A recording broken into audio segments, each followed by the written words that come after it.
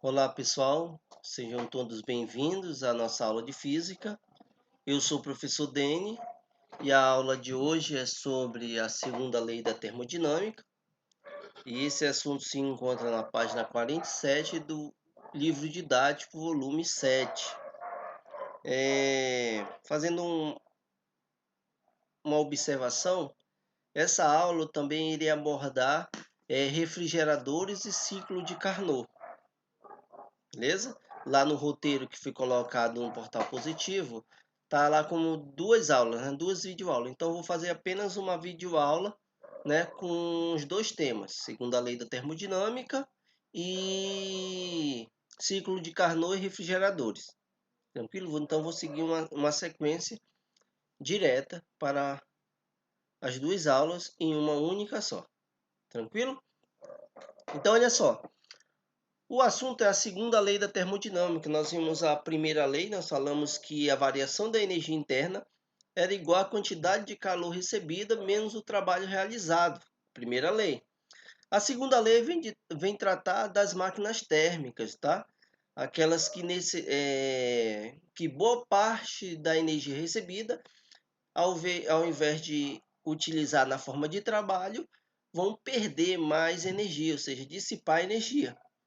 Com isso, o livro-texto cita algo aqui sobre a segunda lei da termodinâmica que eu faço questão de fazer a leitura para vocês, né? Que é a primeira parte que diz: a segunda lei da termodinâmica pode ser relacionada com a definição da grandeza física entropia.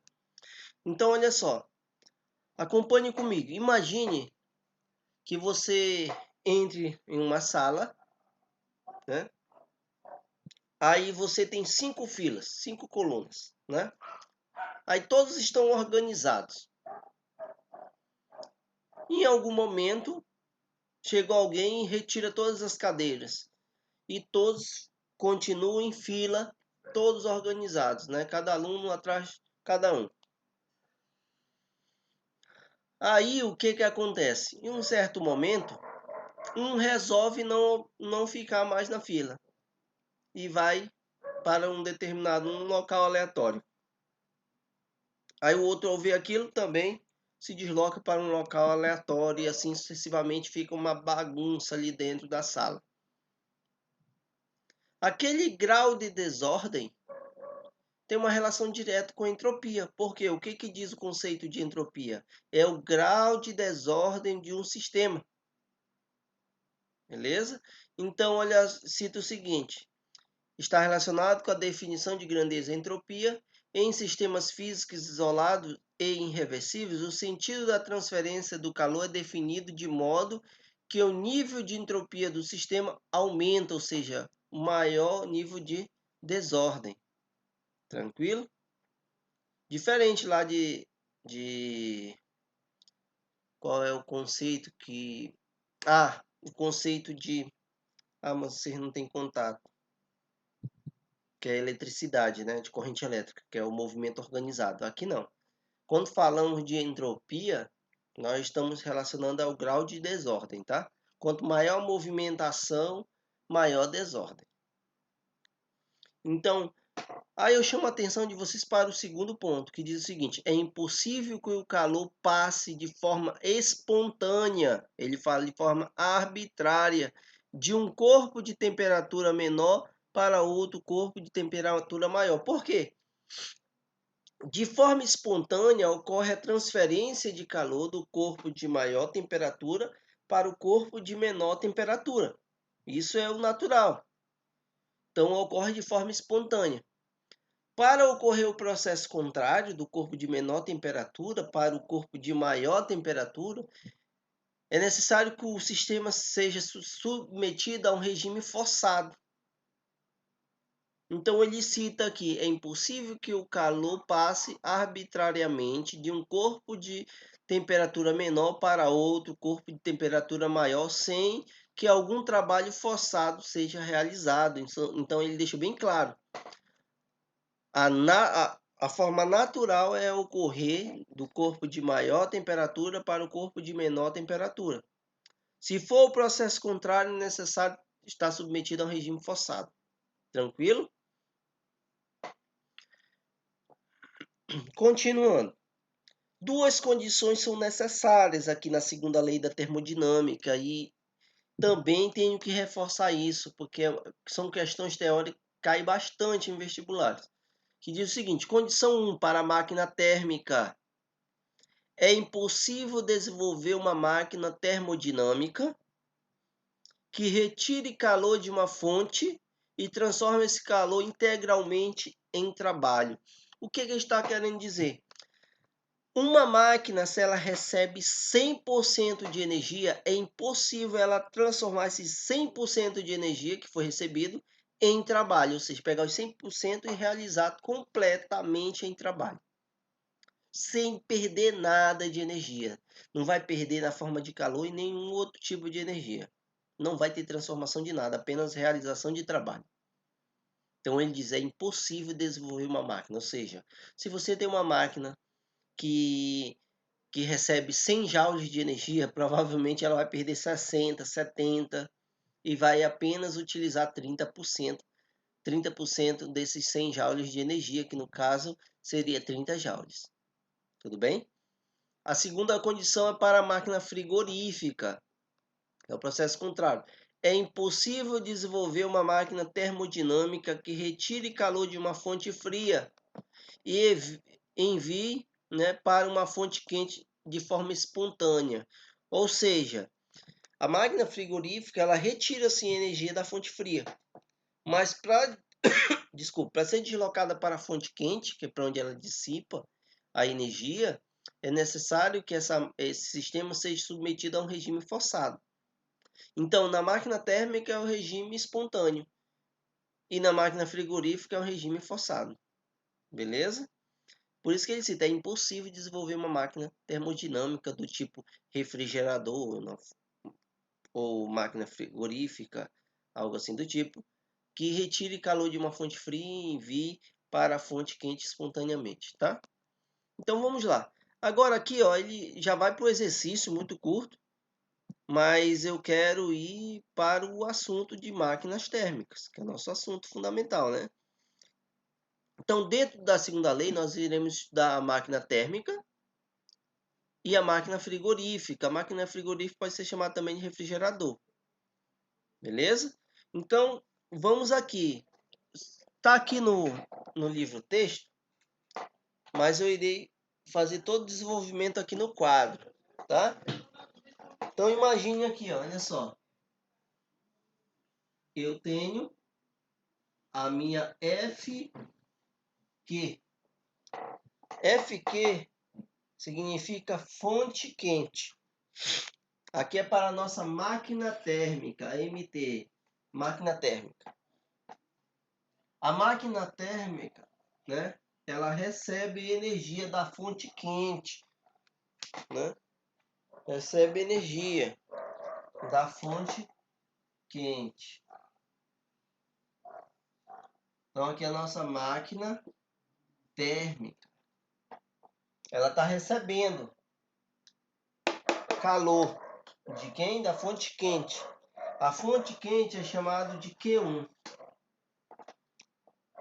Aqui na fonte quente também encontra-se a maior temperatura, que eu vou chamar de T1.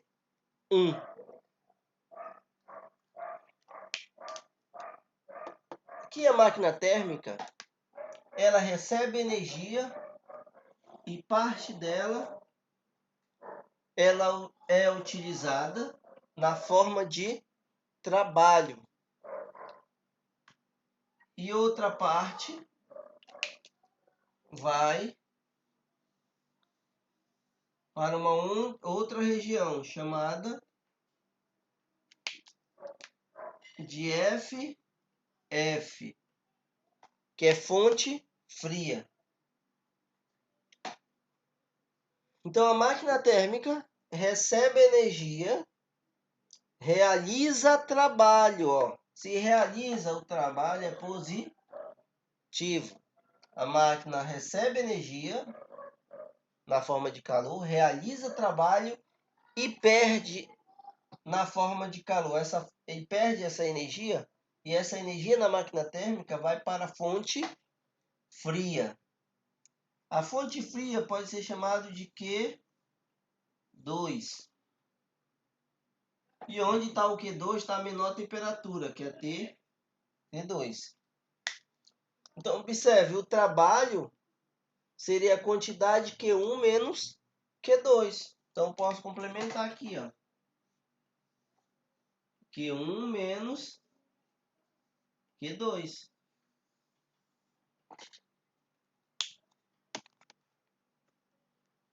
Q1 menos Q2. Então, a máquina térmica, ela apenas realiza trabalho. Beleza? Realiza trabalho. E para eu calcular o trabalho, basta eu pegar a quantidade de calor que a máquina recebeu e subtrair pela quantidade de calor que foi perdida. Por isso que aí é trabalho aqui no livro texto é igual a Q1 menos Q2. Tranquilo? Continuando. Existe uma relação entre as fontes, tá? Fonte fria e fonte quente, que é dado dessa forma. Onde tiver Q1, tá quente, a temperatura 1. É a temperatura mais elevada. Onde tiver Q2, tá a temperatura 2, que é a mais baixa. Então essa é uma relação de proporção aqui, ó. Q1 está para T1, assim como Q2 está para T2. Lembrando que isso aqui tudo é a respeito da nossa máquina térmica. Existe uma equação também aqui para o trabalho, né? Uma equação para o trabalho, vocês irão ver. Vamos tratar agora de algo chamado rendimento. Qual seria o rendimento dessa máquina térmica? Né? O rendimento de uma máquina térmica está relacionado o quanto que pode transformar energia em trabalho pela quantidade de calor recebido. Ele recebe energia da onde a nossa máquina térmica? Recebe da fonte quente, que é Q1. Nós chamamos aqui de Q1. Então, nosso trabalho, ou nosso rendimento, é o nosso trabalho dividido pela quantidade de calor. Então, em termos, para nós sabermos o que é o rendimento, será a quantidade de calor utilizada, a quantidade de trabalho útil, pela quantidade de energia recebida. Então, seria utilizado pelo todo. Essa equação do rendimento pode ser moldada. Nós podemos ter uma forma do rendimento em função daqui, ó, de Q1 e Q2. Se você substituir no lugar aqui do trabalho, né? No lugar do trabalho, Q1 e Q2, você vai ter uma equação para o rendimento. Irei apagar aqui, tá? Então, recapitulando. Na máquina térmica nós temos fonte quente e fonte fria. Na fonte quente encontra-se a maior temperatura. Na fonte fria, menor temperatura. A máquina térmica realiza trabalho e dissipa energia. Ela dissipa energia para onde? Para a fonte fria. Beleza? Então, com isso, a diferença entre Q1 e Q2 é o nosso trabalho. Então, o trabalho é Q1 menos Q2.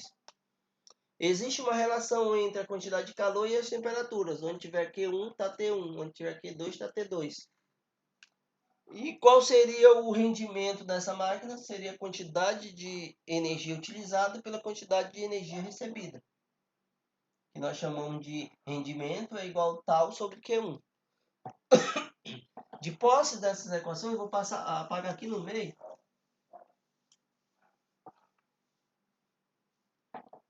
E ó, substituir a equação do trabalho aqui na do rendimento. Com isso, nós teremos isso aqui. Rendimento é igual ao lugar do trabalho Q1 menos Q2 dividido por Q1. Se você fizer o Q1, vai ficar por Q1, mas o Q1 também está dividindo o Q2. Então, nós teremos um rendimento igual a 1 menos Q2 sobre Q1.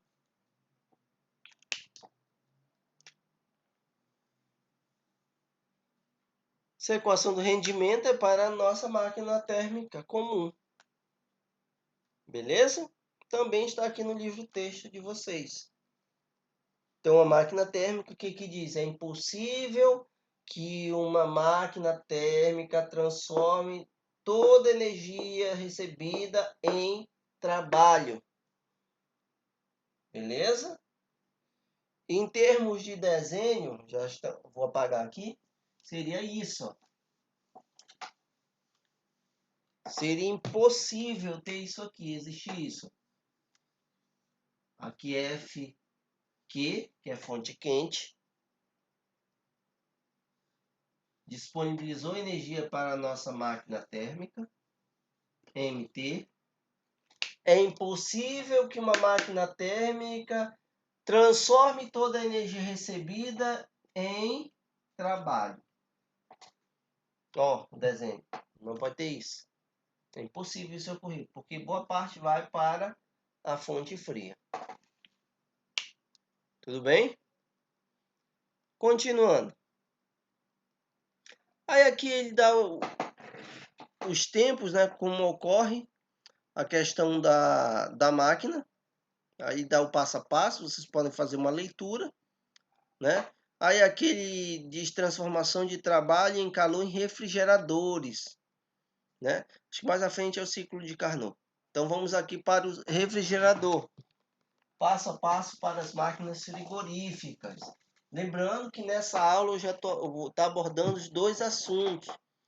Eu iria abordar em duas aulas, né? Cada uma ali de 20 minutos, 20 e poucos minutos. Mas eu vou abordar logo um todo, que vai dar na faixa de uns 40 minutos de aula. Vamos aqui para a máquina frigorífica ou refrigerador. Na máquina frigorífica, nós temos isso aqui, ó.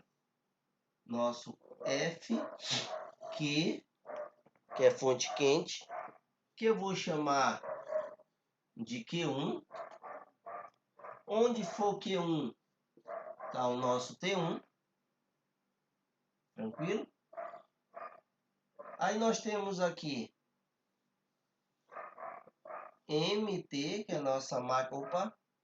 MT não. MF, que é a nossa máquina frigorífica ou refrigerador. Nós temos aqui o nosso trabalho. E nós temos aqui a nossa fonte FF, que é a fonte fria. Fonte fria é chamado de Q2. E onde está o Q2, está o Q2. Então, nós podemos fazer aquela mesma relação. Onde está Q1, está T1. Onde está Q2, está T2. Tudo bem? Observe que eu não coloquei os sentidos aqui, ó. Porque na máquina frigorífica, o que diz a segunda condição? É que impossível para uma máquina frigorífica, né? Retire energia da fonte fria e desloque para a fonte quente, sem que tenha uma força externa, ou seja submetida a um regime forçado. Lá na máquina térmica, recebe energia e realiza trabalho de forma espontânea. Aqui não.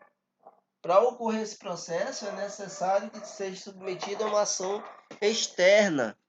Então, se é devido a uma ação externa, a máquina frigorífica não vai realizar trabalho, olha só, vai receber um trabalho. Então, aqui, recebe um trabalho. Se recebe, sabe o sinal, que é negativo, né? Então, neste caso aqui, recebeu trabalho. Aqui na fonte fria, continua tendo a menor temperatura. Então, de onde a máquina frigorífica tira energia? Da fonte fria. Olha só como é que está o desenho aqui, ó. Então, a máquina frigorífica recebe energia na forma de trabalho e recebe energia na forma de calor. Enquanto a máquina térmica apenas recebia energia na forma de calor, realizava trabalho e perdia na forma de calor. Então ele perdia na forma de trabalho, a máquina térmica perdia na forma de trabalho e perdia na forma de calor.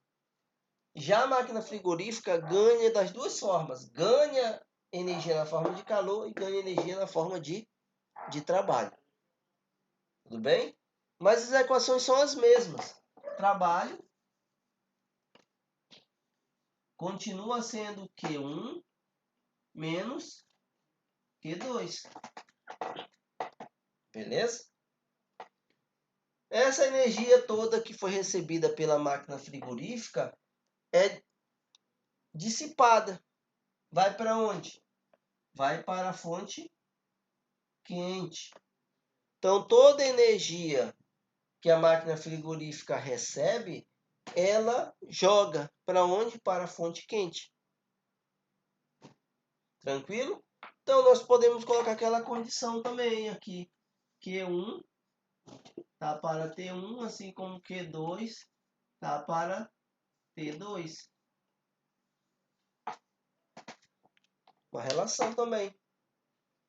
Então, ó, é muito importante vocês saberem que na máquina frigorífica eu retiro energia da fonte fria. E é um regime forçado. Então, regime forçado, então eu recebo trabalho da forma, eu recebo trabalho e também recebo calor. E toda essa energia é disponibilizada para a fonte quente, onde tem a maior temperatura. Beleza? O rendimento de uma máquina frigorífica, aqui no livro texto de vocês, recebe um nome, que é chamado de um Ezinho, de eficiência. Né? E vai ser o contrário. Lá na máquina térmica, era a quantidade de energia que era transformada em trabalho pela quantidade que você recebeu. Então, a máquina térmica recebia e utilizava uma parte. Então, era o quanto que você utilizava pelo que você recebeu. Aqui é o contrário. Né? Então, nós relacionamos sempre o que recebeu pelo útil. Aqui, nós recebemos da onde? A máquina frigorífica recebe da fonte fria ou quente. Né? Neste caso aqui, olha só, nós vamos fazer o contrário. Lá era trabalho sobre o todo. Agora vai ser o todo sobre o trabalho. Então, nós retiramos energia da onde? Da fonte fria. Então, neste caso aqui, eu teria, deixa eu ver, o Ezinho está aparecendo lá para vocês.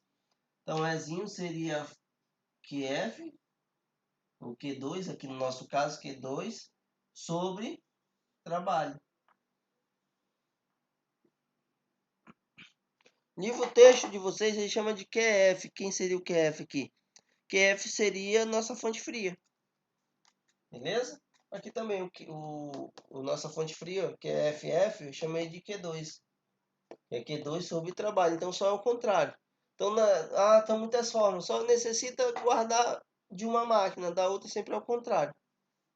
Beleza? Então, se você fizer procedimento do cálculo, fazer substituição, você vai ter o mesmo processo.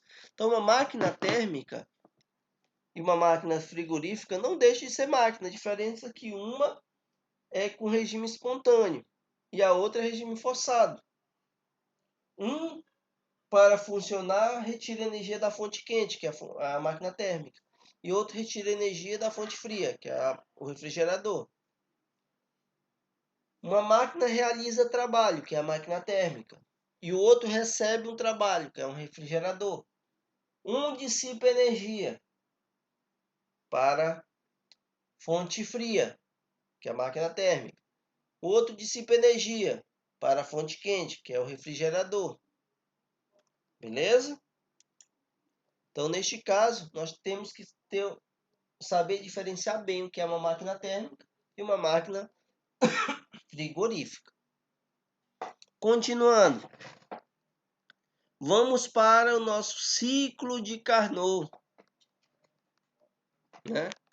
No ciclo de Carnot diz o seguinte: Carnot pensou em uma máquina que viesse utilizar toda a energia recebida e transformar-se integralmente em trabalho.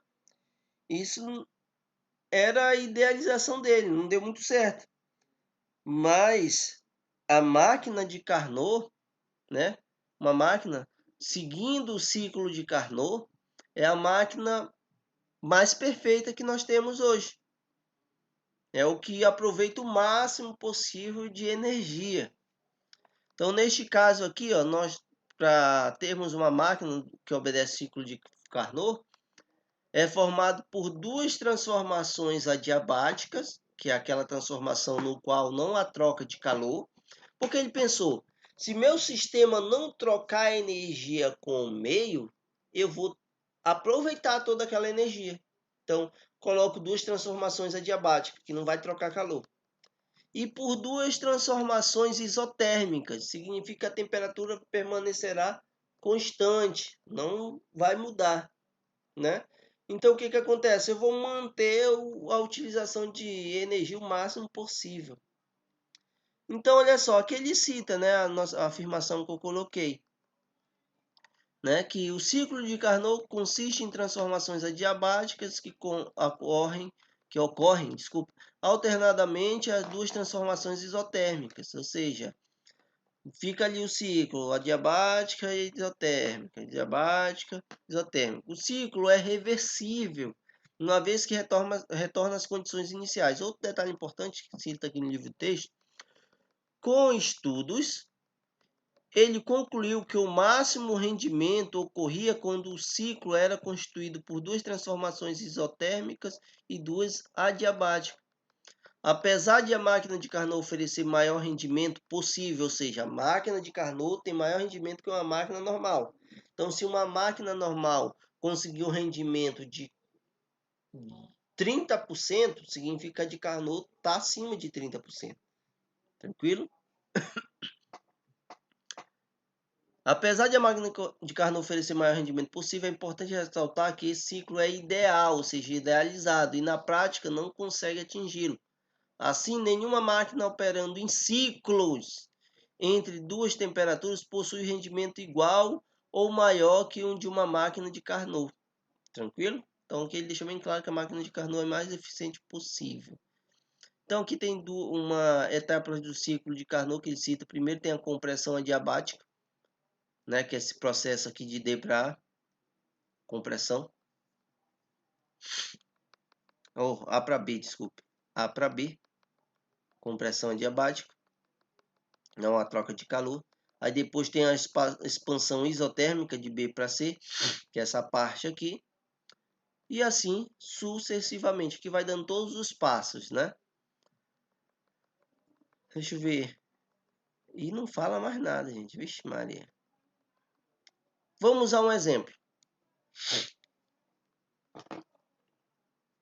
Aqui ele cita o seguinte. Determinada máquina ideal opera entre as temperaturas 127 graus Celsius e menos 73 graus Celsius. Qual o máximo rendimento possível para essa máquina? Então vamos lá. Vou fazer essa daqui de exemplo literal.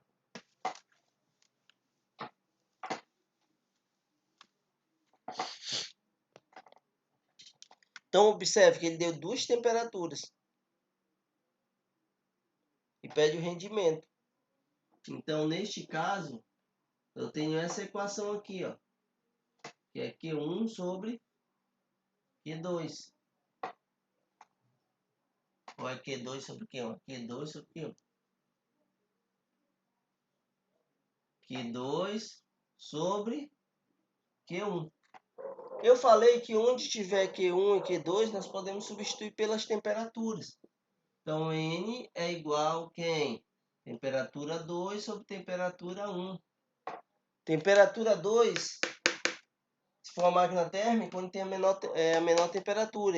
T1 é onde tem a maior temperatura. Não é isso? Então, o que é necessário? Você transformar isso aqui para Kelvin. Com isso, a temperatura de 127 vale exatamente 400, é a maior temperatura, tem um. Então não tem mais espaço, então vou ter que colocar. Acompanhando aí. Em 1 menos, aí aqui é 400. A outra temperatura diz que é menos 73, né? Então tu tem 273 menos 73. Você tem 200. Não é isso? Então a menor temperatura é de 200 Kelvin.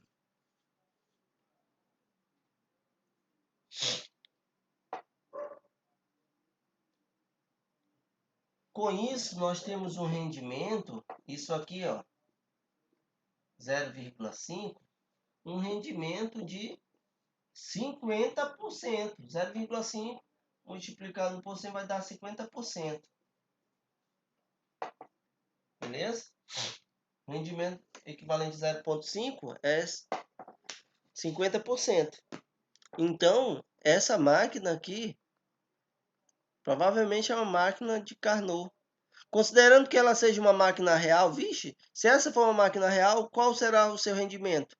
Ó, se for uma máquina real, vai ser inferior a 50%, porque a de Carnot já chegou a 50%.